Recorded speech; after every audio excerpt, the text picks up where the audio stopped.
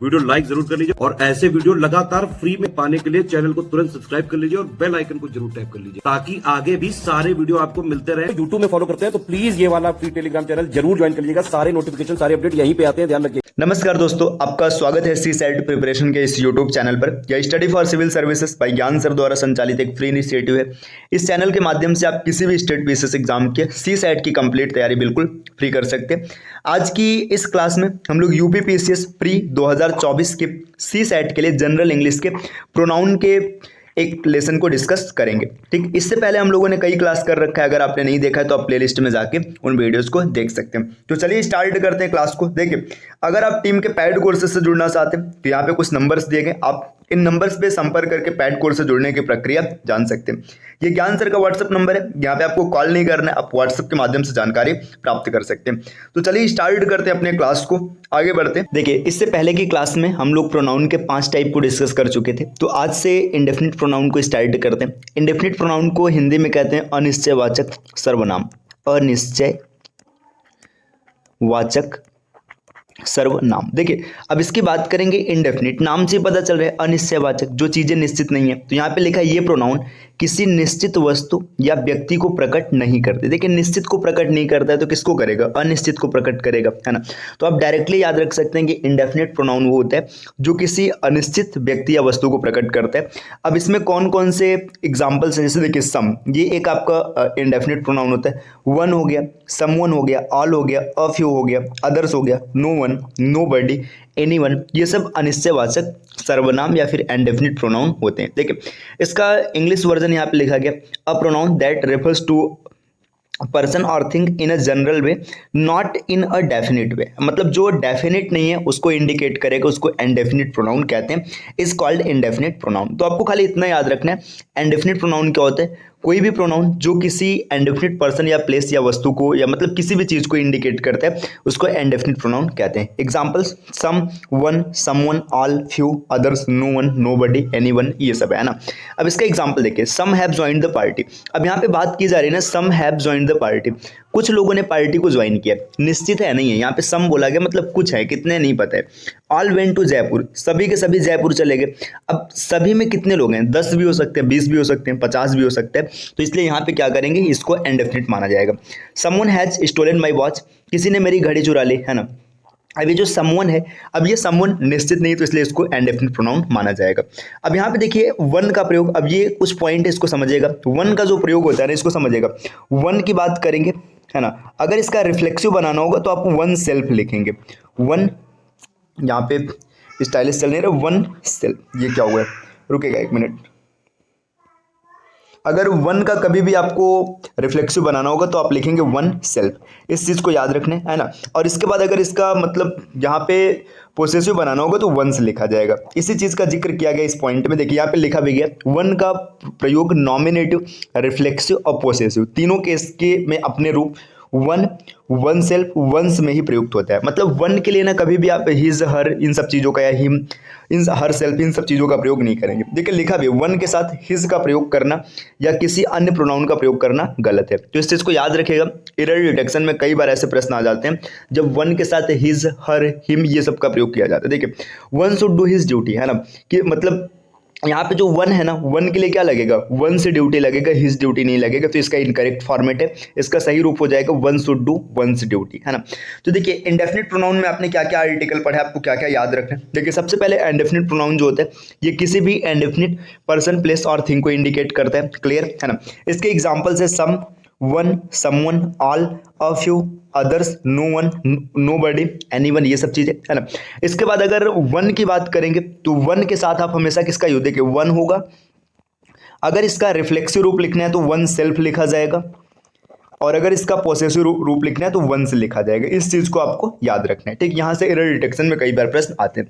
अब आगे बढ़ते हैं इंट्रोगेटिव प्रोनाउन, है ना। इंटेरोगेटिव प्रोनाउन जो होता है इसको हिंदी में बोलेंगे प्रश्नवाचक या प्रश्न सूचक सर्वनाम, है ना। ये प्रश्न सूचक या प्रश्नवाचक जो आपको बोलना है आप बोल सकते हैं, प्रश्नवाचक सर्वनाम। अब प्रश्नवाचक सर्वनाम नाम से पता चल रहा है प्रश्न पूछने के लिए प्रयोग किया जाएगा। देखिए, who, whom, whose, which, what interrogative pronoun है, इनका प्रयोग प्रश्न पूछने हेतु किया जाता है। जब कभी भी इंट्रोगेटिव का जिक्र किया जाएगा तो वहां पे हमेशा जिक्र होगा प्रश्न पूछने का। ठीक, यहाँ पे देखिए कुछ एग्जांपल्स है। व्हाट इज दैट, वह क्या है ना। यहाँ पर देखिए व्हाट को ये अंडरलाइन किया गया, तो ये व्हाट क्या है, व्हाट आपका इंट्रोगेटिव प्रोनाउन हो जाएगा। हु इज ही, वह कौन है, ये इंट्रोगेटिव प्रोनाउन है। विच इज योर पेन, आपकी पेन कौन सी है, ये इंट्रोगेटिव प्रोनाउन है। हुज बैग इज दिस, मतलब यह किसका बैग है, यहाँ पर ये इंट्रोगेटिव प्रोनाउन है। whom do you want to talk, तुमसे कौन बात करना चाहते हैं, है ना। तो यहाँ पर ये क्या हो जाएगा, इंट्रोगेटिव प्रोनाउन हो जाएगा। ठीक, तो देखिए यहाँ पर ये चीज़ें क्लियर हो गया, है ना। तो आपको लगभग समझ में आ रहा होगा कि देखिए इंट्रोगेटिव प्रोनाउन का प्रयोग हमेशा किसके लिए किया जाएगा, प्रश्न पूछने के लिए किया जाएगा। अब यहाँ पर आगे यही चीज़ लिखा भी गया है, क्या लिखा गया, उपरोक्त वाक्यों में प्रयोग किए गए अंडरलाइंड वर्ड्स इंट्रोगेटिव प्रोनाउन है। ये चीज़ आपने पहले समझ रखा है। ठीक, व्हाट का प्रयोग सामान्यतः वस्तुओं या कार्यों के लिए होता है। देखिए यहाँ पे जो इंट्रोगेटिव प्रोनाउन है व्हाट, तो इसके बारे में डिटेल में डिस्कस किया जा रहा है। व्हाट की अगर बात करेंगे तो इसका प्रयोग किसके लिए किया जाता है, किसी भी वस्तु या किसी के कार्य के बारे में। जैसे पूछा गया व्हाट इज योर फादर, तो इसका तात्पर्य हो जाएगा ना, देखिए तुम्हारे पिताजी क्या है, मतलब उनके व्यवसाय की बात हो रहा है कि उनका बिजनेस क्या है ना। व्हाट इज योर नेम, तुम्हारा नाम क्या है ना, यहाँ पे नाम के बारे में पूछा जा रहा है। ठीक, व्हाट इज दिस, यह क्या है, ये सब चीजें आप समझ रहे हैं। देखिए हुज, हुम, हुज और हुम का प्रयोग व्यक्तियों के लिए होता है। देखिए ये चीज़ आपको याद रखना है, हु और विच, है ना, ये दो चीज़ें चलती हैं। तो इसमें आपको हु को याद रखना है, पहले हु की बात हो रही है यहाँ पे। हु का प्रयोग हमेशा व्यक्तियों के लिए किया जाएगा, है ना। इसके बाद हुज और हुम, देखिए ये सब्जेक्टिव केस है, ये ऑब्जेक्टिव केस है और ये इसका पोसेसिव केस है, रिलेशन बताने का कार्य करता है ना। देखिए हु का प्रयोग नॉमिनेटिव केस में किया जाता है, यही चीज़ यहाँ पे जिक्र किया गया। हुज का प्रयोग पोसेसिव केस में किया जाता है और हुम का प्रयोग ऑब्जेक्टिव केस में किया जाता है। तो बस आपको इतना याद रखना है कि अगर कभी भी सब्जेक्ट की बात करेगा तो आपको हु का प्रयोग करना है। ठीक, अगर ऑब्जेक्ट की बात करेगा तो हुम का प्रयोग करना है, और अगर रिलेशन बताने की बात करेगा, मतलब पोसेसिव की बात रहेगी, तो आपको हुज का प्रयोग करना है। ये चीज़ें आपको याद रखनी है। देखिए हु इज ही, वह कौन है, यहाँ पे देखिए सब्जेक्ट है ना। हुम डिड यू सी टूडे, तुमने आज किसे देखा, है ना। यहाँ पर ये ऑब्जेक्ट का काम कर रहा है। हुज बैग इज दिस, यह किसका बैग है, तो यहाँ पे पोसेशन बता रहे हैं, मतलब संबंध बता रहे हैं कि किसका बैग है। देखिए यहाँ पे लिखा है आजकल कई विद्वान हुम की जगह हु का ही प्रयोग करने लगे। ये एग्जाम्पल से आप इन एग्जाम्पल्स को देख सकते हैं। ठीक, अब बात करते हैं विच की, है ना। हु आपने पर समझ लिया। अब विच की बात करेंगे तो विच का प्रयोग व्यक्तियों एवं वस्तुओं के लिए सिलेक्शन या चॉइस के लिए सामान्यतः किया जाता है। जब सिलेक्शन की बात आएगी ना, विच इज योर अम्ब्रेला, मतलब तुम्हारी छाता कौन सी। देखिए यहाँ पे कई छाता होंगी, है ना, कई छाता रहेगी, उसमें से एक छाता की बात हो रही है, तो इसलिए यहाँ पे विच का प्रयोग किया गया है, क्योंकि सिलेक्शन की बात आ रही है। विच बुक इज योर्स, तुम्हारी किताब कौन सी। देखिए कई बुक्स होंगी, उसमें से एक किताब की बात हो रही है, तो यहाँ पे जब भी सिलेक्शन की बात करेंगे आप हमेशा विच का प्रयोग करेंगे। Which school do you like most, कौन सा विद्यालय तुम्हें सबसे ज्यादा पसंद है, या फिर किस विद्यालय को तुम सबसे ज्यादा पसंद करते हो, यहाँ पर भी सिलेक्शन है। देखिए जब कभी भी सिलेक्शन की बात आएगी, सिलेक्शन मतलब कई है, वहां से आपको एक को चूज करना है, तो आप हमेशा विच का प्रयोग करेंगे। ठीक, जैसे which sport do you like most, कौन सा खेल तुम्हें सबसे ज्यादा पसंद है ना। देखिए अब आगे बोला है कभी कभी व्हाट एवं विच के साथ प्रीपोजिशन का प्रयोग निम्न प्रकार से होता है। देखिए what is table, this table made of, मतलब ये जो टेबल है किसका मेड ऑफ, मतलब बना हुआ इस चीज को देखिएगा। ठीक है, which year were you born in, मतलब तुम किस वर्ष में पैदा हुए थे, किस साल पैदा हुए थे, ये जिक्र है। तो जब कभी भी मतलब व्हाट या विच से शुरुआत होगा तो लास्ट में उसका प्रीपोजिशन लिखा जाता है। इस चीज का मतलब क्या होता है, इसको प्रीपोजिशन वाले चैप्टर में हम डिस्कस में समझेंगे, मतलब डिटेल में डिस्कस करेंगे इसके बारे में। चलिए अब आपने इंट्रोगेटिव प्रोनाउन को अच्छे समझ लिए, अब आगे बढ़ते हैं डिस्ट्रीब्यूटिव प्रोनाउन, है ना। अगर डिस्ट्रीब्यूटिव की बात करेंगे तो उसका हिंदी होता है विभाग सूचक सर्वनाम, है ना। हिंदी में इसको कहते हैं विभाग सूचक सर्वनाम। इस चीज को आपको याद रखना है, इसका हिंदी नाम है। ठीक, अब यहां पर देखिएगा डिस्ट्रीब्यूटिव में कौन कौन आता है, each, everyone, either, neither distributive pronoun, है ना। देखिए ईच, एवरी, आइदर, नाइदर, आपको ये याद रखना है ना। ईच, एवरी, आइदर, नाइदर, ये डिस्ट्रीब्यूटिव प्रोनाउन है ना। ये प्रोनाउन देखिए यहाँ पे लिखा है एक व्यक्ति वस्तु को व्यक्त करते आता है, ये सिंगुलर। तो देखिए ये चीज आपको डायरेक्ट याद रखना है कि ईच, एवरी,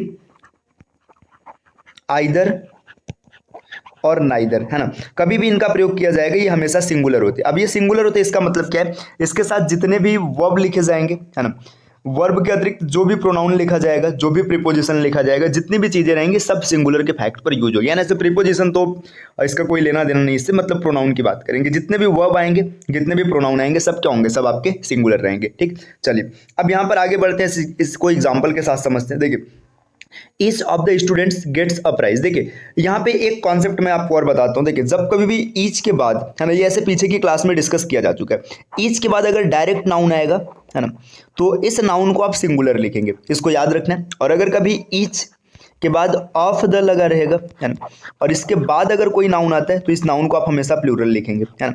इस फैक्ट को भी आपको याद रखना है। अगर ईच प्लस नाउन है, जैसे मान के चले ईच बॉय बोल दिया गया, ईच स्टूडेंट बोला गया, तो आप यहाँ पे हमेशा सिंगुलर लिखेंगे नाउन को, है ना। अगर ईच ऑफ द की बात करेगा तो वहाँ पे आप नाउन को प्लूरल लिखेंगे। जैसे देखिए यहाँ पे जिक्र किया गया ईच ऑफ द स्टूडेंट्स, है ना। देखिए ईच ऑफ द है तो इसके बाद स्टूडेंट्स लिखा गया, तो स्टूडेंट को प्लूरल बनाया गया, है ना।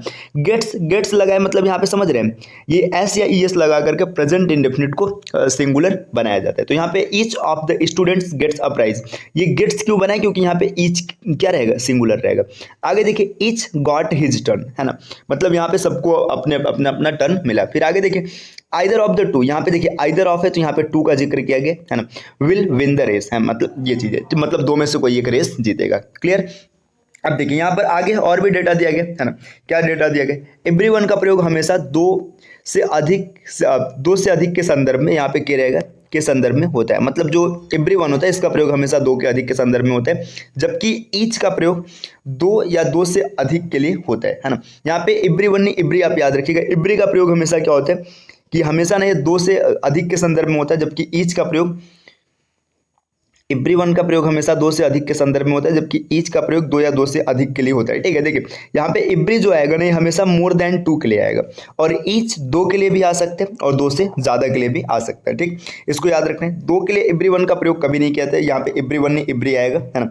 दो के लिए ना एवरी का प्रयोग आप कभी नहीं करेंगे। ठीक, आगे बढ़ते हैं। आइदर एवं नाइदर का प्रयोग सामान्य तो दो के संदर्भ में किया जाता है, दो से अधिक के लिए एनी, नो वन या वन का प्रयोग करना चाहिए, तो इस चीज को भी आप याद रखिएगा। ठीक, डिस्ट्रीब्यूटिव प्रोनाउन के साथ third person singular pronoun masculine gender का प्रयोग किया जाता है। मतलब कभी भी अगर ये डिस्ट्रीब्यूटिव आ रहा है, मतलब एवरी आइदर नाइदर आ रहा है और वहां पे आपको प्रोनाउन अगर यूज करना है थर्ड पर्सन में, तो आपको देखिए हमेशा क्या यूज करेंगे, आप ही को प्रयोग करेंगे, ही, हिज और हिम का प्रयोग करेंगे। ठीक, यहाँ पर कुछ एग्जांपल्स दिए गए, आप इन एग्जांपल्स को पढ़ सकते हैं। ठीक, चलिए और आगे बढ़ते हैं। यदि वाक्य में डिस्ट्रीब्यूटिव प्रोनाउन के बाद फेमिनिन जेंडर का नाउन जुड़ा हो तो हर प्रोनाउन का प्रयोग करना आवश्यक है। ध्यान रखें इस केस में ही, हिम और हिज का प्रयोग गलत होगा। अगर मान के चलिए ना, आपने जैसे बोला कि हम हमेशा यहाँ पे मैस्कुलिन जेंडर का प्रयोग करेंगे, लेकिन अगर कभी फेमिनिन से जुड़ा हुआ कोई शब्द जुड़ा है तब आपको क्या करना है, वहाँ पे आपको फेमिनिन वाला शब्द यूज करना पड़ेगा। ठीक, जैसे देखिए यहाँ पे देखिए neither of these two girls has deposited her fees. देखिए यहाँ पे गर्ल्स लिख दिया गया ना, तो ये आपका क्या हो चुका है, ये फेमिनिन जेंडर बन गया, तो यहाँ पे इसलिए फेमिनिन का प्रोनाउन प्रयोग किया गया। ठीक, देखिए either of the two girls has received her gift, मतलब दो में से किसी लड़कियों ने, मतलब देखिए यहाँ पे जब गर्ल्स लिख दिया गया ना तो यहाँ पे इसलिए हर का प्रयोग किया गया। ठीक, तो ये चीजें आपको समझ में आ रही है ना। अब इन चीजों को आप पढ़ लीजिएगा। अब पोजीशन ऑफ प्रोनाउन ईच, इसको हम लोग नेक्स्ट क्लास से डिस्कस करेंगे। तो चलिए मिलते हैं आपसे अगले क्लास में कुछ नए इन्फॉर्मेशन के साथ। तब तक के लिए take care, bye bye and thank you.